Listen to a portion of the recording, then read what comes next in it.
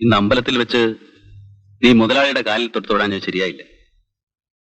ഞാൻ എന്റെ അച്ഛന്റെ കാലിൽ തൊട്ട് നമസ്കരിച്ചല്ലോ. നിന്റെ അച്ഛനേക്കാൾ ഇന്ന് നീ താല്പര്യം കാണിക്കേണ്ട മുതലാളിയോട്. അതെന്തിനാ? അദ്ദേഹം നിന്റെ പേരിൽ ഒരു വീട് എഴുതുന്നു. കല്യാണത്തിനുള്ള സർവ്വ ചെലവുകൾ അദ്ദേഹം വഹിച്ചു. വേറെ വല്ലവരാണ് ഇങ്ങനെയൊക്കെ ചെയ്യൂ? എന്തിനാ ഇതൊക്കെ ചെയ്തത്? നിന്നോടുള്ള പ്രത്യേക സ്നേഹം കൊണ്ട്. അതെന്താ നീ മനസ്സിലാക്കാത്തത്? അത് ഞാൻ മനസ്സിലാക്കുന്നുണ്ട്. പിന്നെ നീ ഇന്ന കാലത്ത് എങ്ങനെ പെരുമാറിയത്? അദ്ദേഹം സന്ധ്യ ഇങ്ങോട്ട് വരാമെന്ന് പറഞ്ഞിട്ടുണ്ട്. നീ ദുർമുഖമൊന്നും കാണിച്ചേക്കരുത്. എന്തിനാ വരുന്നത്? അതിപ്പോ എനിക്കെങ്ങനെ അറിയാം? വാസു, മുതലാളി വന്നു. ഞാൻ പറഞ്ഞൊക്കെ ഓർമ്മയുണ്ടല്ലോ.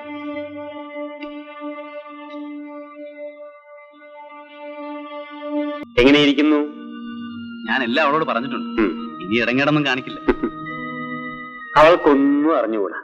പൊട്ടിപ്പൻ.